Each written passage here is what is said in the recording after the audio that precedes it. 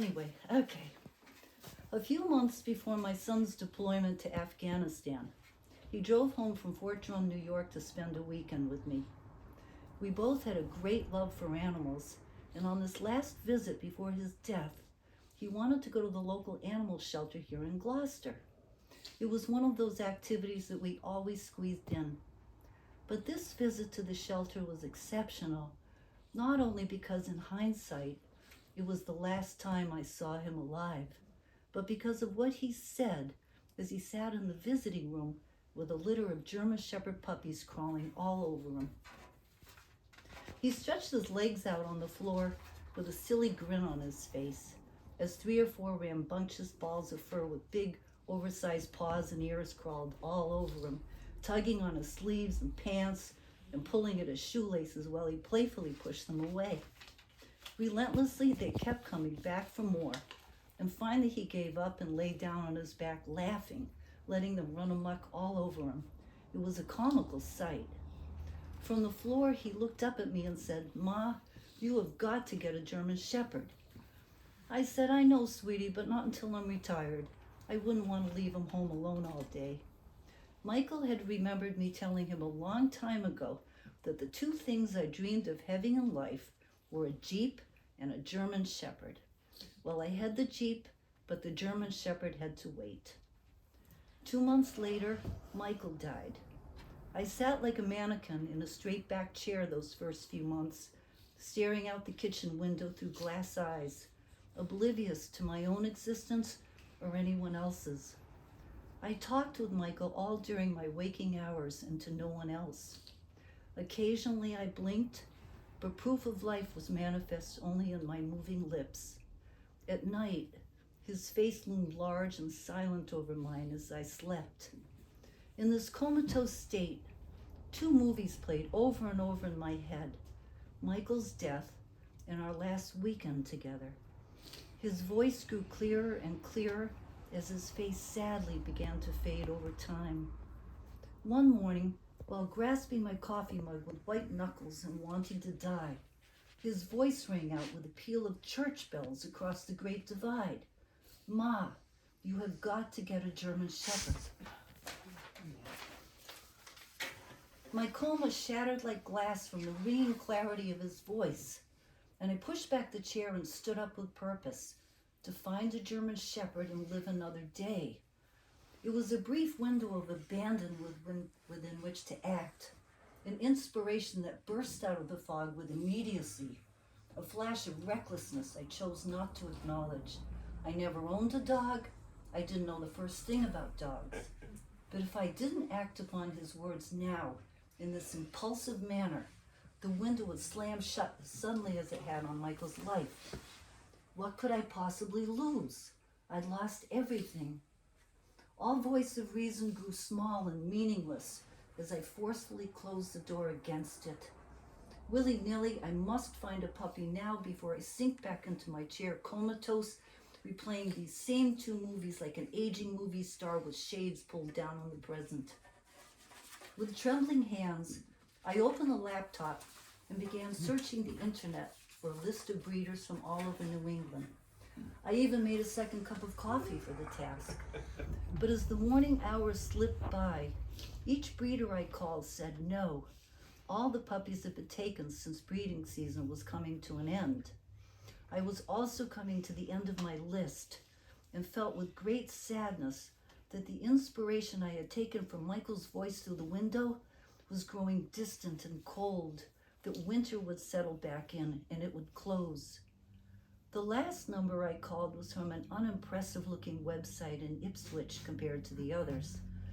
It didn't display pictures of regal German Shepherds placed in poses against stunning backdrops with unnaturally green grass. Instead, there were pictures of a woman sitting in a carriage drawn by a horse, with German Shepherds lying in the sun around her. There was a rusty old tractor in the background, and the lawn displayed dirt patches and ruts with a few tufts of wild grass sprouting in between. The simplicity and lack of sophistication in these pictures were in contrast to the other websites, but the serene smile on the woman's face resonated with me. With a sober spirit, I called the breeder in the carriage. Yes, she just happened to have 2 puppies from the litter remaining, and would I like to come see them today? Her farm was only 30 minutes away, and she lived on Paradise Road. I hung up the phone in disbelief. Paradise Road. Would a saint disguised as a guard dog be at the gate? It was all becoming nothing short of divine intervention. Holding fast against the door of reason, I knew today was the only day I would have the insane resolve to do this. I climbed into the Jeep and started the engine. While sitting there warming it up, I looked around, and my eyes fell on the passenger seat where Michael always sat. "He's not here today," I said, as I looked up at his sunglasses hanging from the visor. I opened the armrest and saw his .50 caliber bullet lying next to his gas card. When the engine was ready to go, I reached over and patted the seat next to me and said, "Okay, sweetie, let's do this." Our bond had been great on earth as in heaven now. I hit the road to Ipswich feeling a delicate nip of vulnerability at my heels. At the end of Paradise Road, I was to turn left and drive through a huge sand and gravel pit to the end. Thank God I had a Jeep. I had to drive over ruts and potholes and weave around mountains of sand and gravel, steering clear of dump trucks and earth movers with tires bigger than my Jeep. I felt as if I were driving on the moon with all the dust kicking up behind the trucks. I needed a mask to breathe and goggles to see. I needed Michael by my side. The moonscape I was passing through opened onto a more familiar landscape at the end, with a little house and 2 barns surrounded by trees. I was back on Earth again. I heard deep, throaty barks from inside one barn and neighing horses from inside the other. In between, chickens clucked while pecking seed from the ground, and a solitary duck was swimming in a blue plastic wading pool. It wasn't Earth anymore. It was heaven. The screen door to the small barn opened, and I was greeted by the breeder named Linda. She ushered me into a horse stall that was filled with hay, and in the far corner, I saw 2 German Shepherd puppies wrestling with each other. Outside the stall, the barn housed kennels holding the most magnificent creatures I'd ever seen, some with large, soulful eyes, and some with narrow, penetrating stares through the bars, following my every move. I sat down in the hay with my legs outstretched, just the way Michael did at the animal shelter. I was accessible to the puppies now on the floor, and they stopped wrestling to look at me. One puppy was large, and the other was small, even though they were both from the same litter.